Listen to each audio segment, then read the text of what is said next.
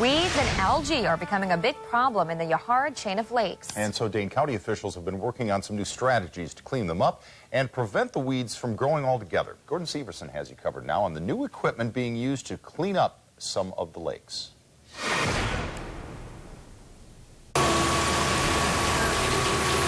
Think of them as lawnmowers that instead of cutting grass, cut weeds. 5.2 million pounds of weeds so far this summer. Some days we'll go up to, about 6 or 7 loads, which is, 3 or 4 dump trucks, and that's just one cutter. And usually we have 3.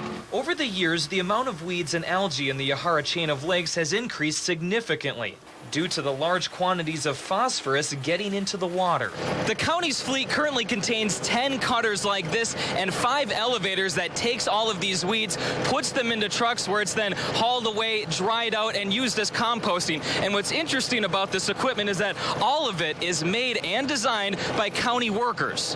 But the weed cutters are only part of the solution to this problem. $7 million in this year's county budget went towards a handful of projects that aim to prevent phosphorus from getting into the lakes in the first place. A lot of farmers across the county have become a lot more conscious of the nutrients that they're putting on the land that can, in fact, go downstream and cause some of these issues. The county is also working to restore wetlands and build buffer strips that can soak up the phosphorus before it gets into the lakes. Officials say the initial investment is substantial, but they're hoping it will save money in the long run.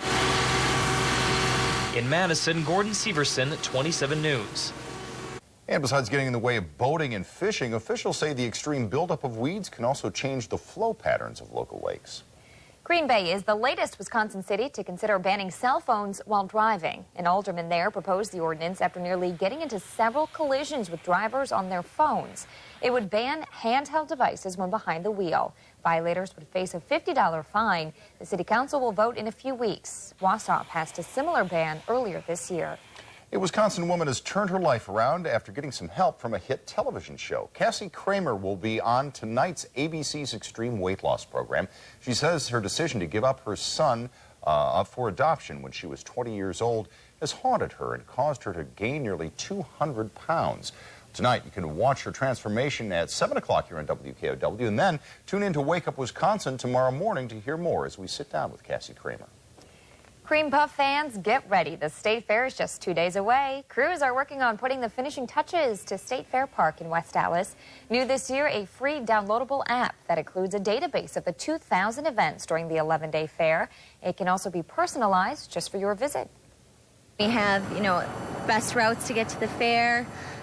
We have, of course, all of the what's new and the food lists. So there's lots of information on there. And then, of course, all of our social media, our Facebook, Twitter, Pinterest, all of that feeds into it as well. The fair opens Thursday morning and runs through August 10th. In our web poll today, we want to know if you plan on going to the State Fair this year. Just log on to WKOW.com to answer. Share your comments on our Facebook fan page. We'll have results for you tonight on 27 News at 10. Well, the Packers are welcoming a former rival into the fold. After the break, we'll hear from Julius Peppers as he adjusts to a new team and a new position.